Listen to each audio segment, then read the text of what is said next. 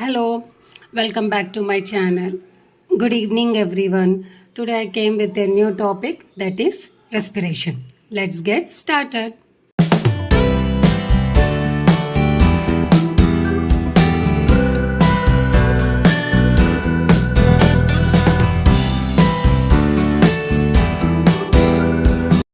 Okay. What do you mean by respiration? Respiration అనగా ఏంటి అంటే ఇప్పుడు కామన్ పీపుల్ని మనం అడిగామనుకోండి, ఏమంటారు? Inhaling and the exhaling of the air. ఓకేనా? సో నార్మల్గా ఎయిర్ని లోపలి తీసుకొని బయటికి వదిలేదాన్ని మనము ఒక సైకిల్ని రెస్పిరేషన్ అని అంటాం. అదే మెడికల్ టర్మ్స్లో మాట్లాడుకుంటే it is the physical and the chemical process which takes place in the body. So what do you mean by physical and the chemical process? Okay, physically అని అంటే బ్రీతింగ్. సో బ్రీతింగ్ ప్యాటర్న్ అది exhaling and the inhaling అనమాట. Inhaling and exhaling out of a air, that is the physical process.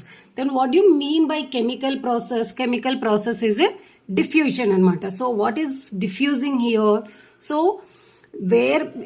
Air అంటే మనం ఏం తీసుకుంటున్నాం లోపలికి? Oxygen. ఓకేనా? So lungs are carrying the oxygen into our body. So అది cells and tissues which are needed, okay na, cells and the tissue needed for what? Metabolism. Okay na, metabolism takes place in our body. For that purpose oxygen is needed. Okay, so during this process, so there is energy producing reactions will takes place which relieves the carbon dioxide. Okay na, so this process is called the chemical process. So this process everything will takes place by in the respiration. Okay na, so what all it involves? It involves the ventilation, diffusion and perfusion. We will learn now detailedly what is ventilation, diffusion and perfusion. So ventilation, okay, ventilation means what? Movement of gas in and out that takes place in the lungs. Okay, whatever the air gases which is inspiration. Okay na, inspiration is the act of breathing in and expiration is the act of breathing out.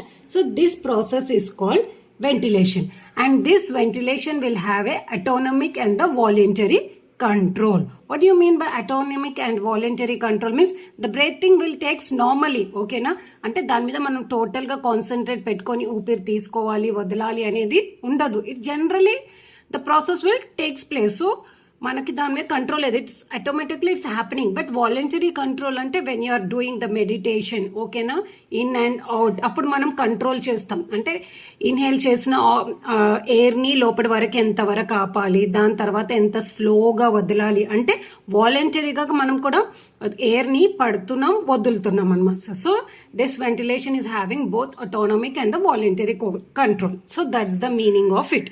Then diffusion. What do you mean by diffusion? Diffusion ante exchange of oxygen and carbon dioxide between the alveoli of lungs and circulating blood. Okay, so this is the process ఏంటిది? Lungs చివర్లలో. ఓకేనా, we will see in the later physiology process లో చూస్తాము. So air ఎలా లోపలికి వెళ్ళిపోతుందో, lungs లో last stage alveoli అనమాట. ఆల్వియోలైలో air వెళ్తుంది. సో అక్కడ క్యాపిలరీస్ ఉంటాయి అనమాట, చిన్నవి. సో అది సర్క్యులేటింగ్ బ్లడ్ కి కనెక్ట్ అయి ఉంటుంది. సో అక్కడ ఆక్సిజన్ అనేది సర్క్యులేటింగ్ బ్లడ్ కి క్యారీ అవుతుంది. So that process is called the diffusion. And what do you mean by perfusion? Perfusion meaning entity, it's an exchange of oxygen and carbon dioxide between the circulating blood and the tissue cells. అంటే ఇక్కడ ఏమంటారు? Lungs alveoli నుంచి circulating blood కి వచ్చింది ఏంటిది? Oxygen. Then from that place it carry out whole. ఓకేనా, carry out అయ్యి మళ్ళీ ఎక్కడ వెళ్తాయి? Tissue cells. Tissue cells where it will present in each and every organ of our body. So there the capillaries will be there. So that oxygen will again exchange takes place between the circulating blood and the tissue cell. That is called the perfusion. So this all will takes place when we inhale and the exhale the air. ఓకేనా, so same process ఇక్కడ oxygen and carbon dioxide అని అన్నారు. So circulating blood నుంచి tissue cells కి oxygen వచ్చిన తర్వాత same oxygen అంటే this oxygen where it will goes, this takes place in the arteries. ఓకేనా, ఆర్టరీస్ నుంచి ఆక్సిజన్ అనేది క్యారీ అవుతుంది. సో మళ్ళీ టిష్యూ ఎక్స్చేంజ్ ఇదే సేమ్ ప్రాసెస్ లో వెయిన్స్ నుంచి కార్బన్ డైఆక్సైడ్ అనేది ఎక్స్చేంజ్ అవుతుంది. సేమ్ ప్రాసెస్ పర్ఫ్యూజన్ లో టిష్యూస్ నుంచి సర్క్యులేటింగ్ బ్లడ్ కి, మళ్ళీ సర్క్యులేటింగ్ బ్లడ్ నుంచి ఆల్వియోలైకి, then it will exhale out. So like this the oxygen and the carbon dioxide in and out will takes place. So that's the process of this. Then now we will see the physiology. So how it is gone. So first where the air will enters through the nose. So nose nunchi manam inhale chestam. So the inhaling air, what will happen in the nose, it will be warmed, filtered and humidified. Okay, so whichever the air we are taking, so that will converts into our body temperature ki convert అవుతుంది. Then it will be filtered. ఓకేనా, ఏదైనా దాంట్లో particles whatever the dust particles ఏవి ఉన్నా అవి filter అయిపోతుంది. It won't come through across the nose. ఓకేనా, ఇక్కడే ఫిల్టర్ అయిపోతుంది అనమాట. Through the cilia we will have a cilia like structure in the nose that will be filtered. Then humidified means కొంచెం వెచ్చదనం ఉంటుంది. So dry air will cause the tissue irritation. So because of that this all three will takes place in the nose. After nose filled and filtered. ఓకేనా, filtered inspired air ఏమవుతుంది, it will be pass through the pharynx నుంచి larynx through ట్రేకియాలో వెళ్తుంది. Then trachea to bronchi to bronchioles నుంచి alveoli. ఇక తెలుసు కదా ఆల్వియోలో నుంచి ఏమవుతుంది, there will be the exchange of the air will takes place between the alveoli and the circulating blood. Okay, so now we will see the respiratory gas exchange. So what do you mean by respiratory gas exchange? Ante how the process is taking place. Okay na, so already we have learned what is ventilation ante entidi, it is the taking, okay na, in the act of breathing in and act of breathing out, that is called the ventilation. Okay, so this is the process of exchange of air between the environment and the lungs. Okay, so ventilation is what? It is the process of exchange of air between the environment and the lungs, which is known as ventilation. So it includes inspiration and the expiration. So what do you mean by diffusion? Already we have learned diffusion of oxygen. Okay na, oxygen from the alveoli. Okay na, alveoli nunchi it will alveoli to capillaries determines the oxygen status of the patient. So it movement of the oxygen from the alveoli into the circulating blood, that is called diffusion. And what do you mean by transportation? Transportation is the process of movement of oxygen and carbon dioxide nutrients in the blood is known as transportation. Okay na, transportation means it is carrying at the tip of the thing, everywhere it is taking place. Okay, so that's the thing. Then what do you mean by perfusion? It is a process of transporting the blood into the capillary bed in its tissue is known as perfusion. Ventilation and perfusion occurs simultaneously. Okay na, so idantha process anta simultaneous ga తీసుకుంటుంది. ఒక దగ్గర నుంచి oxygen carry out అవుతుంటే ఇంకొక దగ్గర నుంచి carbon dioxide will carry out and it will come out of the through the exhalation. So ventilation ante ఏంటిది, inhalation and the exhalation. No, so these all process will takes place. So like this the respiratory gas will exchange. Okay now, what are the factors affecting the respiration? Okay, see here one of the incident. Okay na, experience అనుకోండి. Okay, one of my student was asked that TPR అంటే only temperature pulse రెస్పిరేషనే కదా madam, ఇది ఎలా count చేస్తారు ఏంటిది అని అది process తెలిస్తే చాలు, ఇదంతా తెలుసుకోవడం అవసరమా అని అడిగారు. So that is the question asked by my student. Yes, of course you needed. ఎందుకంటే I have a 15 years experience in the field, okay na, as a nursing officer. Okay na, so I have seen a lot of nurses who knows only the work. ఓకేనా, work ఒక్కటే తెలుసు వాళ్ళకి. ఈ work TPR pearls rate ఇవాళ రేపులో అయితే ఏమంటారు gadgets అయితే ఎంత ఈజీగా వచ్చేసిందంటే within the seconds we're monitoring all the things. So అది మనకు చెప్తే ఏంటిది, వార్డ్ బాయ్కి చెప్తే ఏంది, ఈవెన్ దాయా కూడా ఇవాళ రేపులో ఆ పని చేయగలగదు. ఒకవేళ సాచురేషన్ మీరు ఫర్ ఎగ్జాంపుల్ సాచురేషన్ చెక్ చేయండి అంటే జస్ట్ ఆ మానిటర్ తీసుకెళ్ళి చేతికి పెట్టేస్తే చాలు, respiration, heart rate, pulse rate అన్నీ వచ్చేస్తుంది. దెన్ వై షుడ్ అంటే దానికోసం నర్స్ అవసరమా? జస్ట్ మీరే ఆలోచించండి. ఒక లే పర్సన్ కూడా ఇవాళ రేపులో అయితే ఎంతమంది హెల్త్ కాన్షియస్ అయిపోయారంటే ఇంట్లోనే టెంపరేచర్, పల్స్ రెస్పిరేటరీ అవి మానిటర్ గ్యాడ్జెట్స్ అన్ని పెట్టుకుంటున్నారు, చేస్తున్నారు. మళ్ళీ వాళ్ళకి మనకి తేడా ఉండాలి కదా. అందుకే you have to know everything. ఎందుకంటే I have seen the nurses to give a one paracetamol tablet also they will depend on the doctors. అంటే ఒక పారాసిటమాల్ టాబ్లెట్ ఇవ్వడానికి కూడా వాళ్ళు డాక్టర్స్ మీద డిపెండ్ అవుతున్నారు. Why you have to depend on the doctors? Okay, you should know, you should everything. ఒక వార్డ్ని manage చేసేది ఒక నర్సే. ఓకేనా, జస్ట్ డాక్టర్స్ వచ్చి జస్ట్ ఏమంటారు ట్రీట్మెంట్ రాసేసి వెళ్ళిపోతారు. You are the person who is going to take care of all the things. ఓకేనా, ఏమంటారు పేషెంట్ దగ్గర ఉండి ఎప్పుడైనా ఏదైనా తప్పు జరిగింది అనుకోండి, doctor will simply tells to you only. ఓకేనా, లైక్ ఇంకొకటి కూడా చెప్పాలంటే that's the very different part of this thing. But you should know what is taking place. అంటే ఒక పేషెంట్కి ఏమవుతుంది, ఎక్కడ మనము అలర్ట్గా ఉండాలి, ఎప్పుడు మనము ఫిజిషియన్ని కాల్ చేయాలి, అవన్నీ మీకు తెలియాలంటే you should know each and everything in deeply. ఓకేనా, then only you will be a better nurse. So nurse without a knowledge is a waste nowadays, according to my knowledge. ఎందుకంటే నాలెడ్జ్ అనేది compulsory ఉండాలి, because we are dealing with the human beings, not machines. So you have to know each and everything. Then it will be the work will be easy for you only. ఒక్కసారి చదువుకున్నామంటే చాలు.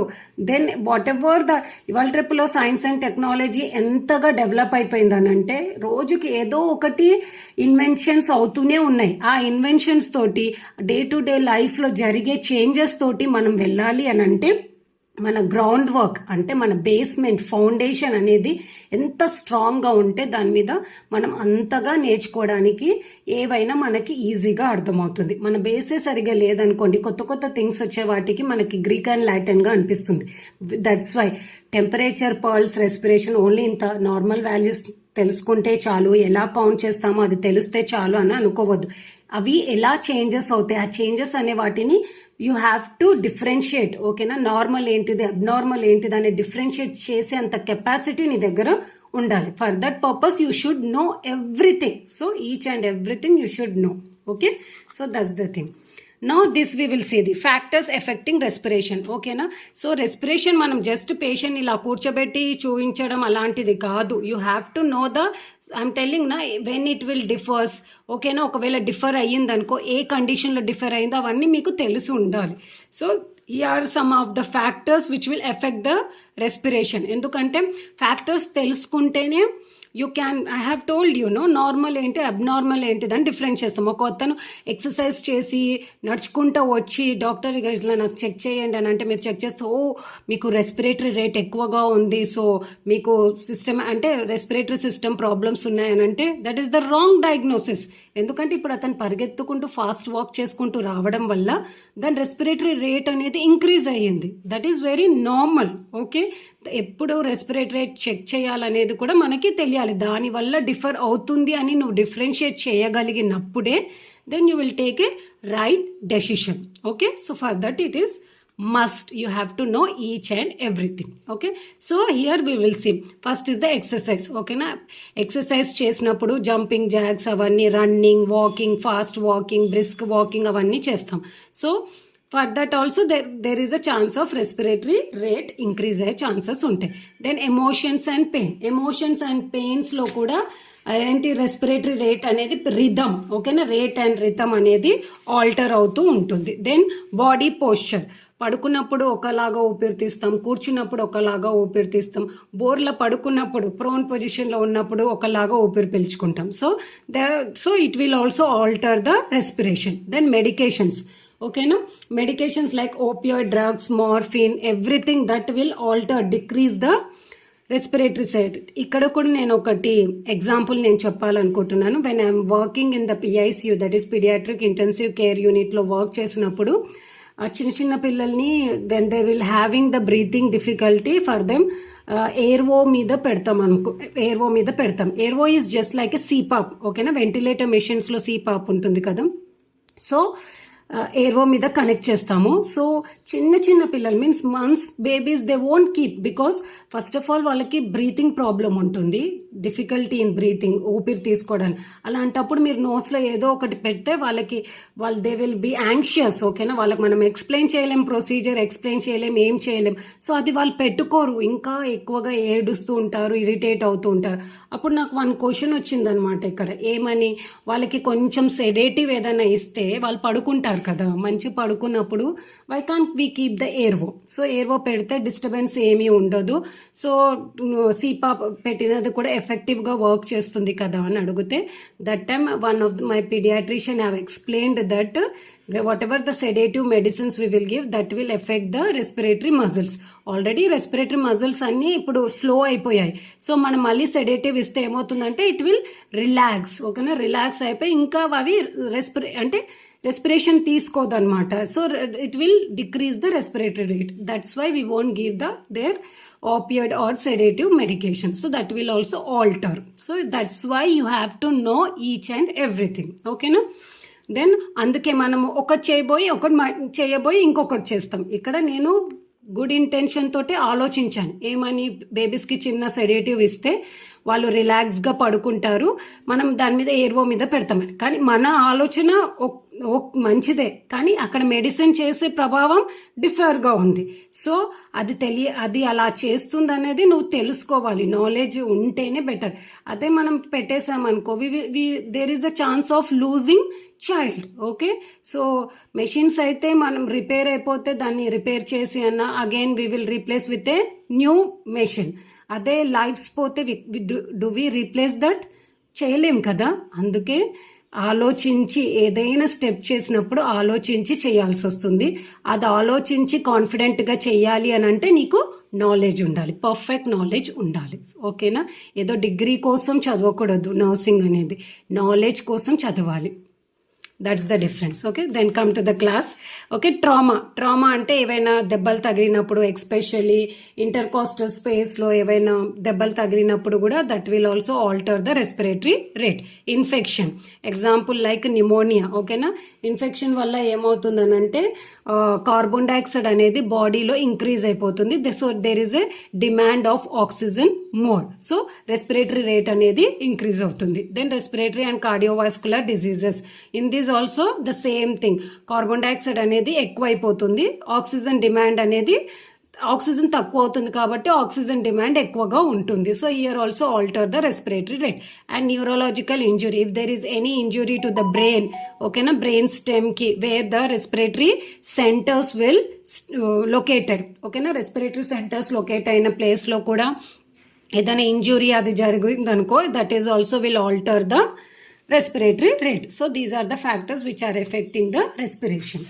Then so you have to know the normal values. So what are the normal values? Like newborn is 40 to 60, 1 to 3 years baby came 20 to 40 ఉంటుంది, 3 to 6 like 16 to 30 like that. Adolescent adult వాళ్ళకి 15 to 20 ఉంటుంది, elderly 15 to 20 ఉంటుంది. So these also you have to know these things. So ఇక్కడ కూడా I want to share one of my experience, ఓకేనా. అంటే పిఐసియులో చేసినప్పుడే every time we have to check the vitals, ఓకేనా. ఎవ్రీ షిఫ్ట్లో మనం వైటల్స్ చెక్ చేస్తూ ఉండాలి. సో నేనైతే ఎక్కువగా గవర్నమెంట్ సెక్టార్స్లోనే వర్క్ చేశాను. So there are so many 40 to 60 patients ఉంటారు, దానికి only 1 or 2 staff will be there. So it is very very difficult to check all the TPR for the each and every patient. So అక్కడ ఏం చేస్తుంటే only the persons who are very sick, ఓకేనా, sick మోడరేట్గా ఉన్న వాళ్ళకే check చేస్తుంటే మిగతా normal పర్సన్స్కి నార్మల్ వాల్యూస్ వేస్తుండే. అయితే I like that only one of the staff also అంటే posted in the PICU. So తను ఎక్కువగా అడల్ట్ వాళ్ళ దాంట్లోనే చేసిందనమాట. సో నార్మల్ వాల్యూ అనగానే అడల్ట్ వాళ్ళదే వస్తుంది కదా, దాన్ని she was marked like 15 to 20. But whereas PICU అంటే children, they are below 6 years 12 years లోపు వాళ్ళకు ఉంటాయి. సో వాళ్ళకి ఎంత ఉంది ఇక్కడ 40 నుంచి 26 మధ్యలో ఉంటుంది. అదే నువ్వు 15 to 20 నార్మల్ వేస్తే is it a normal value? No నా, this is the normal value for the paediatrics అంటే babies, for the kids. So this is also must, you should know for that. Normal value వెయ్యాలి అంటే కూడా first of all you should know the what's the normal value for the babies. Okay, this is also will come as a MCQ questions లాగా కూడా వస్తుంది. So you should know the normal values, then only you can find out what is abnormal. Okay, then characteristics. So how you are going to characterize the normal respiration? దాంట్లో mainly మనం rate, depth, rhythm చూస్తాం. So rate అంటే ఏంటిది? Means frequency, how many times you are means inspiration and respiration, one cycle. So how many cycles you are taking in the 1 minute in the equal intervals. So intervals లో తీసుకో. So normal ఏంటిది 12 to 20. This is for the adults. ఓకేనా? So higher then normal ఉంటే ఏమవుతుంది? Rapid breathing. If it is below then the normal it is called the slow breathing. Okay, so depth also it varies from shallow and the deep breath. Shallow అని అంటే like fast గా కొట్టుకోవడం, like deep అని అంటే ఒక్కొక్క breathing కి there will be long gap, that is called the deep breathing. Okay, then rhythm means it is a normal rhythm. ఏంటిది? Inhalation, exhalation, pause, that is the rhythm. Inhale చేయడం, exhale చేయడం, pause చేయడం. సో దీంట్లో కూడా if there is a rhythm, like కొంతమంది inhale తీసుకుంటారు, exhaling కి లాంగ్ టైం తీసుకుంటారు, మళ్ళీ పాజ్ కి కొంచెం లాంగ్ టైం ఉంటుంది. ఇన్హేల్ ఫాస్ట్ గా తీసుకుంటారు, మళ్ళీ exhale will be the long time. So that is the rhythm you have to see. Okay, if there is any changes, okay, what changes will be there? Irregular breathing pattern ఉంటే ఇక్కడ example గా Kussmaul and the Cheyne Stokes breathing ఇచ్చారు. What is this అనేది మనం ఇంకా next ఇప్పుడు చూస్తాము. So there will be irregular breathing. చెప్పాను కదా, ఇన్హలేషన్ కి, ఎగ్జలేషన్ కి, పాజ్ కి టైం డిఫరెన్స్ అనేది చాలా ఉంటుంది. That breathing will come under the irregular breathing. Okay, now we will see how to assess the respiration. Sorry, lightning కొంచెం డల్గా ఉంది. I will correct it with coming videos. Okay, how we are going to assess the breathing pattern. So nurse must assess the rate, depth, rhythm. Okay na, చెప్పాను కదా, rate how many times cycle, depth ఎలా ఉంది, inspiration, exhalation, timing, అవన్నీ చూస్తుండాలి by inspection. ఓకేనా, by చూస్తేనే తెలుస్తుంది. ఓకేనా, are by listening, stethoscope ద్వారా కూడా తెలుస్తుంది. ఓకేనా, atrial oxygen saturation. So atrial oxygen saturation అంటే మనం పల్స్ ఆక్సిమీటర్ తోటి చెక్ చేస్తాము.